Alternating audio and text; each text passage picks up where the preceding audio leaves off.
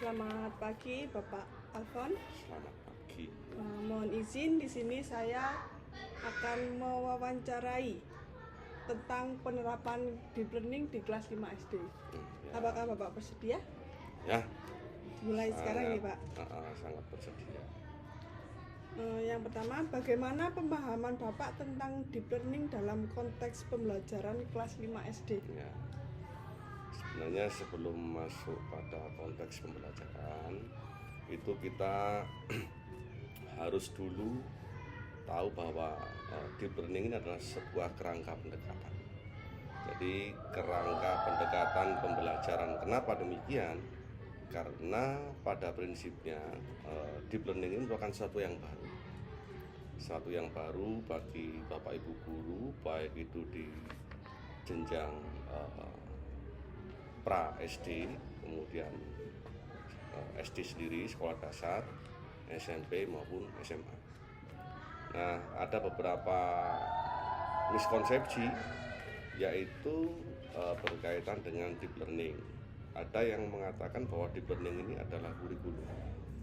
Nah, deep learning ini bukan sebuah kurikulum, ya, tapi deep learning ini adalah pendekatan pembelajaran yang mengedepankan 3 prinsip. Jadi 3 prinsip deep learning itu: 1, belajar itu merupakan sesuatu yang menyenangkan, ya, yang kita sebut dengan joyful learning. Kemudian belajar itu menjadi sebuah kesadaran yang kita sebut sebagai mindful learning. Dan yang ketiga itu adalah pembelajaran bermakna, ya, yang kita sebut sebagai meaningful, ya, meaningful learning. Jadi antara meaningful, kemudian joyful dan mindful ini memiliki satu kesatuan yang tidak dapat dipisahkan. Nah, oleh sebab itu dalam konteks pembelajaran deep learning, maka yang harus kita ketahui bersama adalah karakteristik kelas terlebih dahulu. Jadi sebelum melaksanakan pembelajaran deep learning itu, seorang guru harus tahu karakteristik keunikan-keunikan yang ada di dalam kelas. Keunikan itu meliputi kelebihan dan kekurangan murid. Nah, kekurangan dan kelebihannya itu apa? Nah, sehingga di sini guru perlu melakukan yang namanya asesmen diagnostik. Nah, asesmen diagnostik itu dilakukan di awal sebelum pembelajaran. Nah, ketika kita menerapkan pendekatan deep learning, ini kita akan mencampur, ya, atau bahasa Inggrisnya itu mixing berkaitan dengan inti pembelajaran, yaitu ada yang kita sebut sebagai taksonomi. Taksonomi itu untuk menentukan tujuan pembelajaran. Ya, taksonomi yang digunakan adalah taksonomi Bloom dan taksonomi Solow.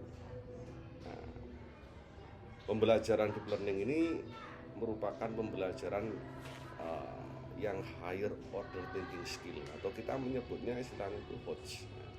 Jadi HOTS itu bukan soal atau bukan sebuah pertanyaan yang HOTS, tapi HOTS itu adalah pembelajaran. Nah, di dalam pembelajaran itu nanti muncul yang namanya assessment. Sehingga assessment itu memiliki instrumen. Nah, instrumen itu salah satunya adalah dalam bentuk pertanyaan-pertanyaan yang diberikan kepada para siswa. Nah, masih dalam konteks deep learning sendiri, maka penting bagi guru untuk menciptakan atau merencanakan sebuah strategi pembelajaran yang tepat. Nah, strategi pembelajaran ini nanti bisa kita kita terapkan itu dari hasil asesmen. Sehingga misalnya, ya, saat ini ada pembelajaran deep learning pada mata pembelajaran IPA atau matematika. Ini model yang tepat apa? Karena yang dalam konteks ini kan kita bicara soal pedagogis. Ya, pedagogis itu pendekatan. Maka pedagogi dan pedagogis itu harus dibedakan. Dan itu menjadi kecakapan seorang guru. Jadi seorang guru itu dituntut untuk bisa membedakan. Sehingga ketika ini sudah dibedakan, maka guru dengan mudah nanti akan dapat menerapkan pembelajaran deep learning. Selanjutnya, selain itu yaitu adalah bahan, alat, materi ya. Bahan, alat, materi pembelajaran yang akan digunakan itu kita harus telaah. Sesuai ataukah tidak dengan yang namanya capaian pembelajaran.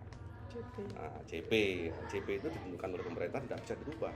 Tetapi Bapak Ibu guru atau sebagai seorang guru yang profesional, kita harus melakukan namanya analyzing. Analyzing itu analisis.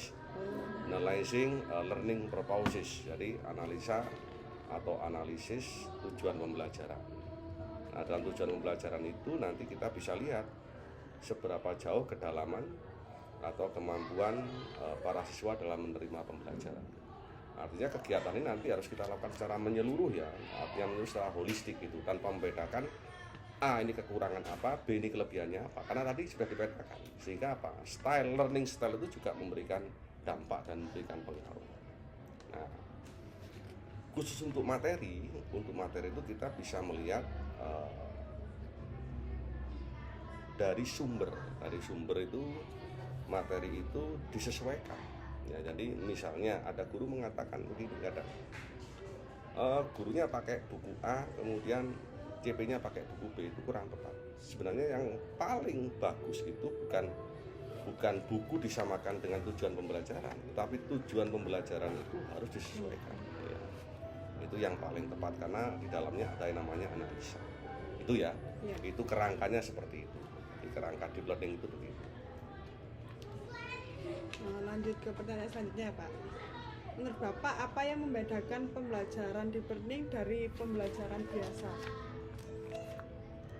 Yang membedakan deep learning dengan pembelajaran biasa. Pembelajaran biasa itu umum ya, artinya pembelajaran biasa yang dimaksud itu seperti apa? Pembelajaran yang dimaksud itu adalah konvensional learning atau pembelajaran, karena pembelajaran biasa itu juga tergantung daripada guru itu sendiri. Jadi artinya begini, tidak semata-mata atau tidak semua materi pembelajaran itu bisa menggunakan model yang sama. Tetapi karena kita bicara soal pendekatan, maka pendekatan ini bisa kita lakukan kapan saja. Nah, yang lebih membedakan itu satu, di sini siswa dituntut untuk memiliki banyak wawasan, banyak pengetahuan, karena deep ya semakin mendalam ya, dari pembelajaran itu bukan hanya dari luarnya saja.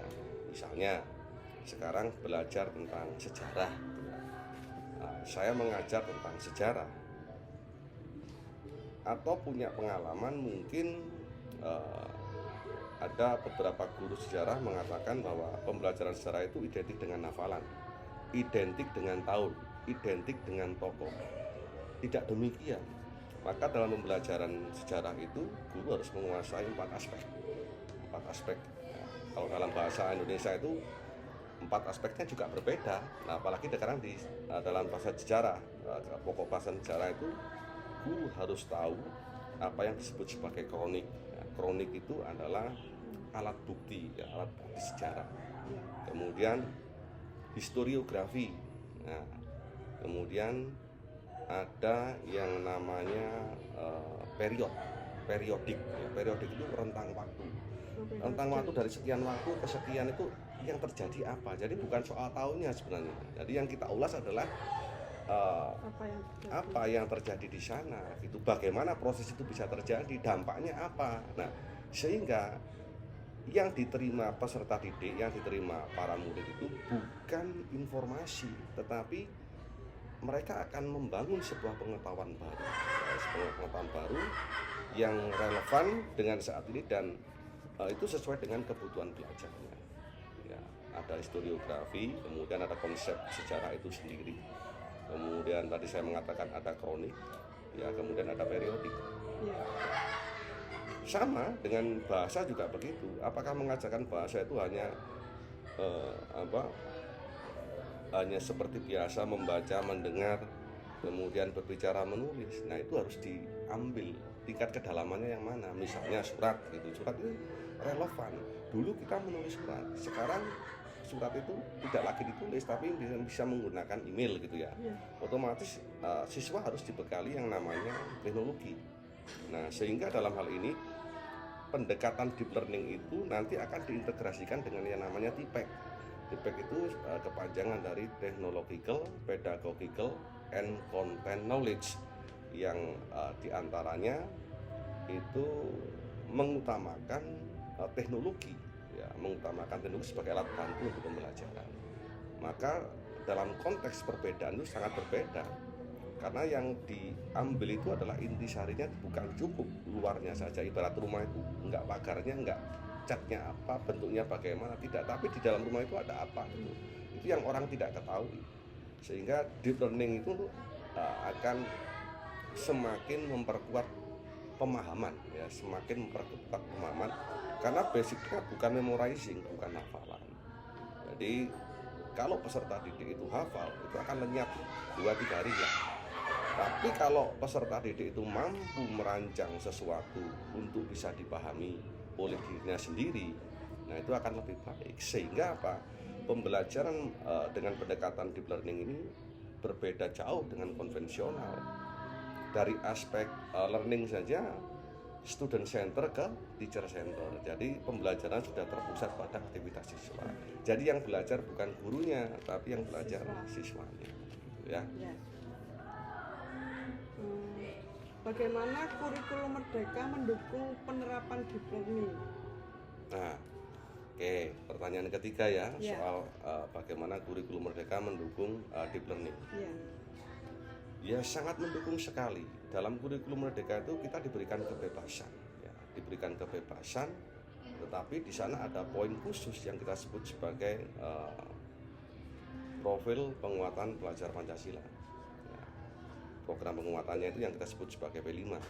Nah, di dalam deep learning kita mengenal istilah baru yang kita sebut sebagai dimensi profil lulusan. Itu ada 8. Ada 2 yang baru, yaitu berkaitan dengan kesehatan, itu yang pertama, dan komunikatif. Kesehatan dan komunikatif itu diambil dari Undang-Undang Sisdiknas nomor 20 tahun 2013 ya. Itu nanti bisa dipelajari. Jadi di dalam Undang-Undang Sisdiknas itu, dan deep learning sendiri juga diintegrasikan dengan Undang-Undang nomor kalau tidak salah nomor 14 ya, nomor 23 tahun 2014, yaitu tentang integrasi layanan bimbingan belajar. Nah, inilah peran guru dalam bimbingan dalam deep learning itu, bukannya sekedar sebagai fasilitator, tetapi sebagai aktivator. Jadi mengaktifkan peserta didik. Nah, sedangkan di dalam kurikulum Merdeka ini sudah ada kebebasan bagaimana Bapak Ibu guru mengelola kelas, dan ini kan lebih mempermudah sekali gitu ya. Sehingga tidak ada batasan-batasan. Belajar tidak lagi di dalam kelas. Belajar itu bisa memanfaatkan lingkungan kelas. Sumber belajar juga bisa diakses kapan saja. Dan ini juga tergantung daripada sarana dan prasarana yang dimiliki masing-masing sekolah. Tentu perbedaan antara supporting di kurikulum Merdeka dengan pendekatan deep learning ini sangat relevan sekali. Ya, sangat relevan sekali. Apa saja metode yang Bapak gunakan agar siswa tidak hanya menghafal tetapi memahami dan mengalami proses belajar? Yang pertama itu saya sering menggunakan inquiry. Ya. Inquiry ini untuk mengetahui level kognitif. Karena melalui inquiry ini guru banyak memberikan pertanyaan-pertanyaan. Di pertanyaan-pertanyaan yang memancing mereka untuk berpikir kritis ya. Itu yang pertama. Yang kedua, ada project based learning atau PJBL. Nah, project based learning ini kaitannya di dalam kurikulum Merdeka dihubungkan dengan sekarang ya, dengan deep learning itu dalam pembelajaran project. Tetapi project ini dibedakan dalam 2 kategori. Nggak boleh salah paham. Pembelajaran berbasis proyek yang kita sebut dengan PJBL sama proyek P5 itu berbeda.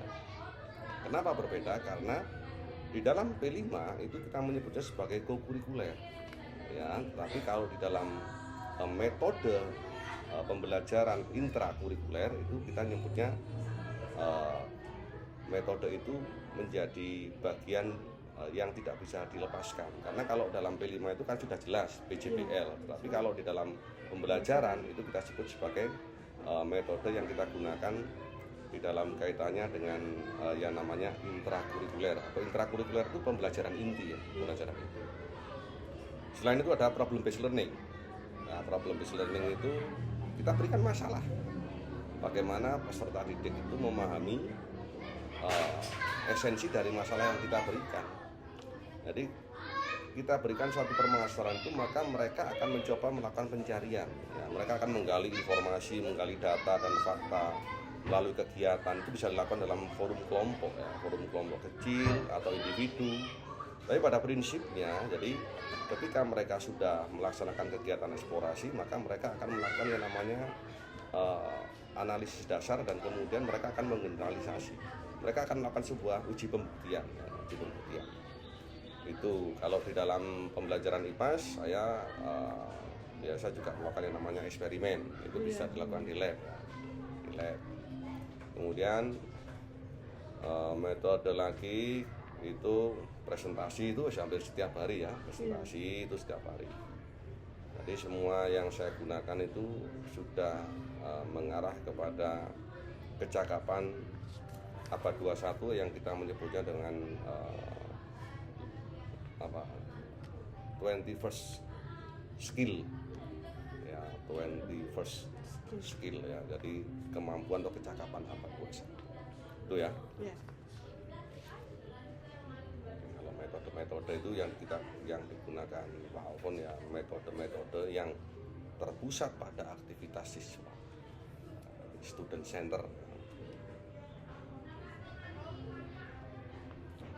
Bagaimana cara Bapak mengukur bahwa siswa benar-benar belajar mendalam? Satu, saya mengukurnya yang pertama, anak-anak itu memiliki yang namanya JLH, Jurnal Literasi Harian. Jadi dalam setiap hari mereka akan membaca. Jadi ya, apa yang mereka baca itu mereka akan tuliskan di sana. Pemahaman apa yang sudah dipahami juga mereka akan tuliskan. Yang tidak dipahami apa, nah, itu mereka akan tuliskan, sehingga ini menjadi bagian refleksi guru. Sehingga anak si A ini belum paham ini, maka kita akan mengelompokkan yang belum paham ini siapa. Kita akan lakukan yang namanya upaya perbaikan. Ya, ini merupakan refleksi ya, refleksi guru. Di dalam pembelajaran deep learning itu refleksi itu harus ya, merupakan sesuatu yang harus dilakukan. Itu. Kalau mau mengukur ya, selain itu dari assessment itu bisa formatif, bisa sumatif. Kemudian ada juga dari aspek keterampilan, karena kita tuntutannya itu muaranya ada 8 dimensi profil pelajar, itu yang harus kita capai. Ya, mencapainya bagaimana? Misalnya ya melatih kemandirian. Presentasi misalnya itu tidak harus kelompok, ada juga presentasi mandiri misalnya, ya. Bagaimana melatih siswa ada di depan kelas. Nah, dalam hal ini berarti kita harus melakukan yang namanya apa? Di awal ya kita lakukan demonstrasi ya, tentu guru ini harus melakukan yang namanya demonstrasi bagaimana sih presentasi yang baik. Nah, apakah tiba-tiba langsung bisa presentasi? Tidak, maka siswa juga harus menguasai teknologi tadi, minimal menguasai yang kita sebut sebagai PowerPoint. Kalau di sini kan hampir setiap hari ya, karena kan model pembelajaran itu kan 2 arah. Jadi hybrid learning, jadi daring iya, tatap muka iya. Tatap muka setiap hari, daringnya juga setiap hari gitu. Jadi kita punya Classroom, Google Classroom itu yang kita gunakan sebagai learning management system di tingkat paling sederhana untuk anak-anak sekolah dasar gitu ya. Nah, ini kalau lihat, nah ini kan berkegiatan coba ini sedang menyanyi. Nah, ini juga bagian deep learning. Apakah semua sekolah juga mampu menerapkan seperti ini? Enggak juga. Gitu. Oh, itu sulit sekali ya. Di sini juga kayak alat musiknya lengkap. Ya, semua. Makanya biasanya kan kalau menyanyi cuma ya sambil tepuk-tepuk, tapi di sini diiringi sama harus alat kalau musik. Nanti boleh masuk ke kelas kalau mau lihat anak-anak bermain gitar itu bisa. Iya. Gitu ya. Selanjutnya bagaimana Bapak menerapkan prinsip pembelajaran yang meaningful, dan joyful dalam keseharian mengajar? Ya, karena itu merupakan sebuah prinsip ya. Hati-hati di sini nggak boleh gagal paham. Kadang ada mengatakan bahwa pembelajaran yang menyenangkan itu adalah pembelajaran, di dalamnya ada yang namanya energizer, di dalamnya ada yang namanya apa itu, semacam yel-yel apa dan seterusnya Ya, gitu ya, ice breaking. Bukan itu ya.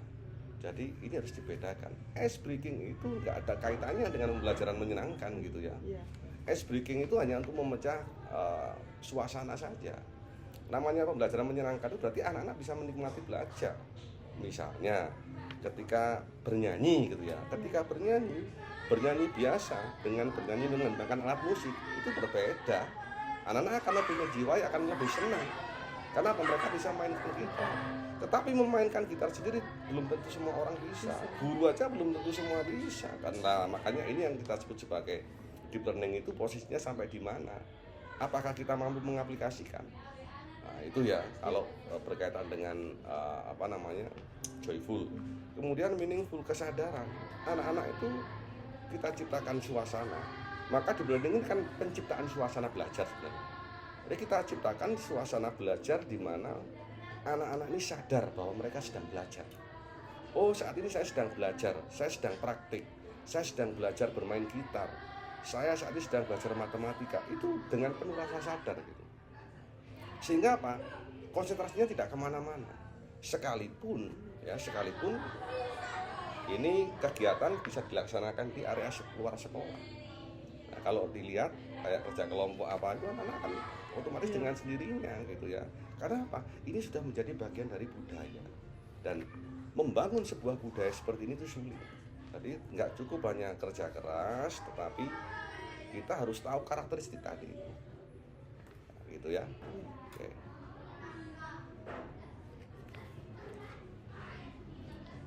Bisa diceritakan satu kegiatan pembelajaran yang menurut Bapak paling mencerminkan pembelajaran deep learning di kelas? Wah, ada banyak kalau itu ya, jadi ada banyak. Salah satu saja, Pak. Salah satu saja, ya tadi saya sampaikan sejarah misalnya. Iya. Ketika belajar sejarah gitu ya, tidak cukup siswa itu memahami soal konsep penanggalan gitu ya. Tanggal sekian peristiwanya ini tokohnya ini, enggak. Tapi apa yang bisa kita gali dari sana? Kemudian misalnya sekarang belajar soal yang IPAS tadi, yang eksperimen di lab. IPAS, eksperimen. Nah itu misalnya kita kegiatannya praktikum gitu ya. Ya dia harus dilakukan praktikum.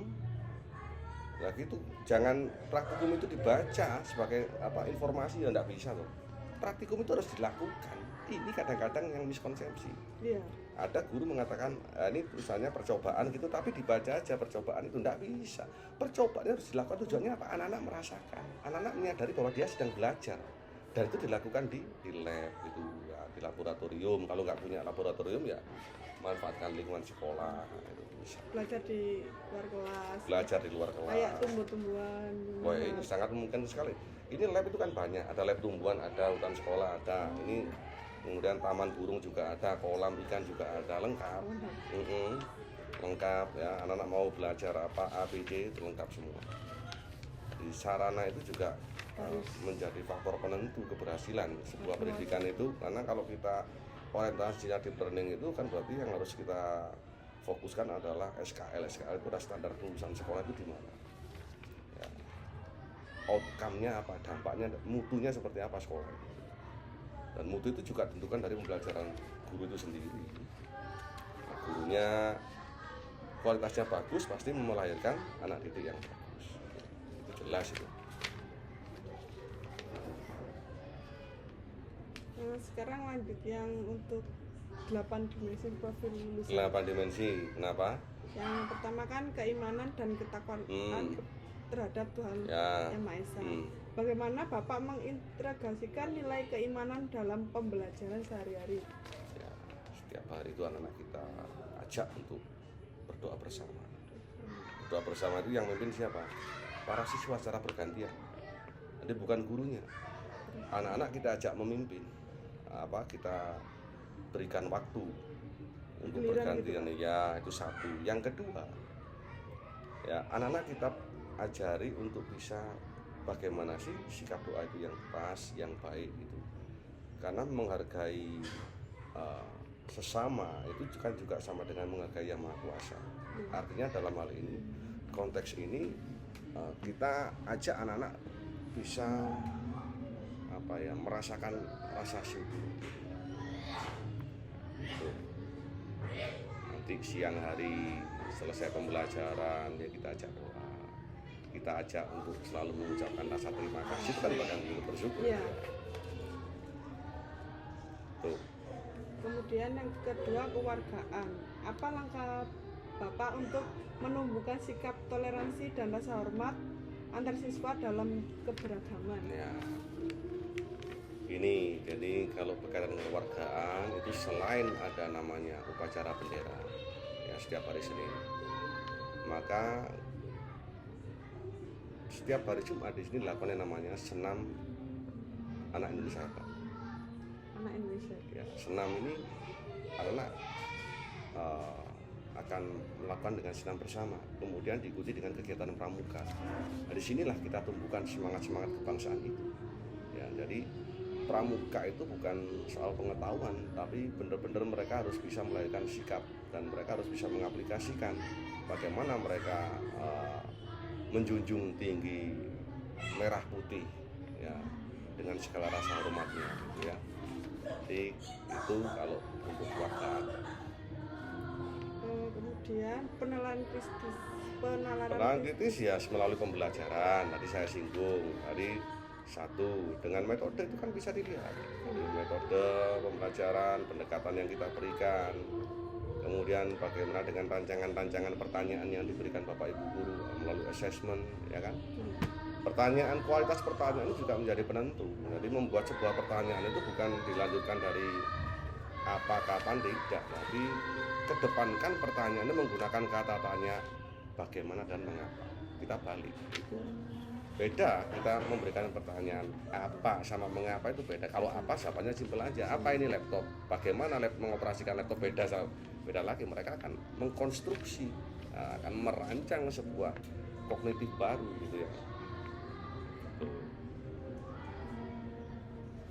Kemudian yang kreativitas, apa contoh kegiatan pembelajaran yang memungkinkan siswa menciptakan ide atau karya orisinal? Saya rasa semua itu punya peluang, ya punya peluang. Tergantung daripada tujuan pembelajaran. Nah, kalau kita kaitkan dengan tingkat kreativitas siswa, misalnya di dalam kegiatan B5 ya, B5 misalnya ya, saya itu tidak pernah memberikan batasan-batasan kepada siswa. Jadi saya akan berikan kebebasan. Misalnya menari ya, anak-anak mau menari apa? Kemudian dia akan bertanya balik, ini tari tradisional atau tari modern? Saya akan menjawab, tari tradisional. Ayo kita lestarikan budaya bangsa. Nah, kemudian dia akan memilih tari apa. Dalam satu kelompok itu mereka akan musyawarah, mereka akan koordinasi. Nah, di sanalah mereka akan tukar pendapat, juga mereka akan membangun kesepahaman satu dengan yang lain. Itu ya. Ya. Kemudian kolaborasi dalam kegiatan kelompok.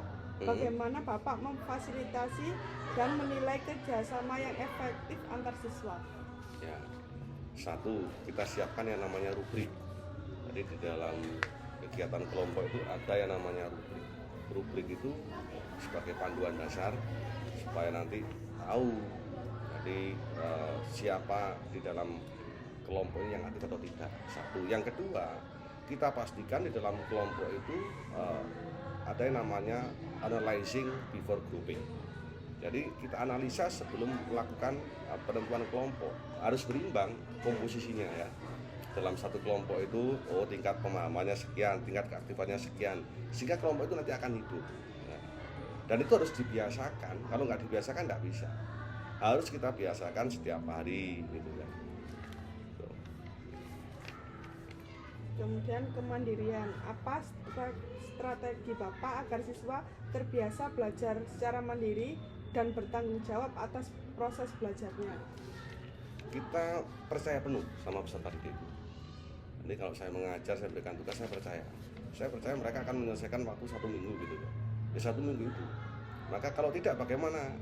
Ya saya akan mengajak dia berbicara, bukan memberikan sanksi tapi menyadarkan bahwa tindakan dia itu kurang tepat gitu. Jadi, kalau untuk kemandirian ya. Satu, yang kedua kita berikan porsi kepada dia untuk selalu tampil percaya diri melalui forum diskusi kecil gitu ya, melalui forum-forum kecil atau melalui kegiatan-kegiatan kelompok, kegiatan-kegiatan tim yang mana dalam kegiatan itu mereka akan mendapatkan porsi yang sama. Jadi ini kaitannya dengan tampil ya, ada kaitannya dengan performance ya. Otomatis kan anak harus tampil percaya diri. Kadang anak itu kadang nggak pede, macam dan seterusnya. Ya, kayak contohnya pas presentasi yang sendiri-sendiri. Nah itu akan tahu kesiapan anak-anak. Jadi mereka ke sekolah itu sudah siap belum? Kalau belum siap nggak mungkin berani mereka akan melakukan presentasi, apalagi mandiri. Gitu. Iya, kebanyakan kemarin siap semua, nggak ada yang kayak menolak, nggak mau gitu. Karena sudah terbiasa. Ya, karena sudah terbiasa. Nah, itulah yang kita ciptakan, bahwa budaya yang baik itu kan lahir dari sebuah pembiasaan. Iya. Prestasi itu lahir dari sebuah pembiasaan. Nggak ada prestasi dadaan. Harus kita lakukan perancang di awal, kita lakukan assessment, itu kita percaya bahwa apa yang kita lakukan itu baik. Karena tujuan kita itu kan mencerdaskan anak bangsa. Mencerdaskan itu bukan hanya kognitifnya, tapi juga cerdas emosinya. Maka nanti generasi bangsa itu bukan hanya bisa membedakan sikap baik dan buruk, tetapi mereka betul-betul memiliki skill. Nah, skill itu nanti ditunjang dengan kemampuan kesadaran emosional. Itu yang penting. Kemudian kesehatan, apa saja yang Bapak lakukan untuk menjaga semangat dan kondisi mental siswa selama belajar di kelas? Tadi saya singgung, setiap hari Jumat kita melakukan yang namanya senam besar itu di lapangan. Kalau setiap hari Jumat, tapi kalau setiap hari senam itu dilakukan di kelas. Jadi dilakukan secara sentral ya. Kalau masuk ruangan itu kan ada speaker semua, tersentral itu. Jadi diputar dari sentral, nanti semua kelas itu akan ikut senam otomatis. Ya. Jadi nanti siswa itu akan memimpin bergantian. Memimpin senam itu enggak hanya siswa tertentu saja, tapi mereka akan bergantian satu dengan yang lain.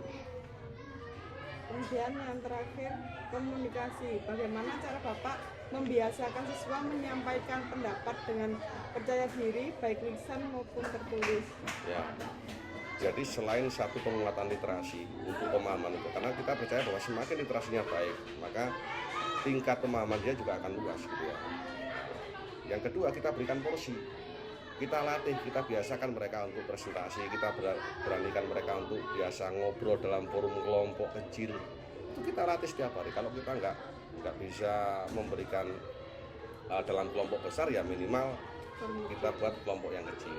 Yang penting itu kita latih. Nah, karena itu menjadi target atau tujuan awal 8 dimensi profil lulusan itu yang kita capai. Itu ya. Baik, cukup sekian wawancara dari saya. Saya ucapkan terima kasih banyak atas kesempatan yang sudah Bapak berikan kepada saya. Sama-sama. Saya akhiri, selamat siang. Ya, selamat siang.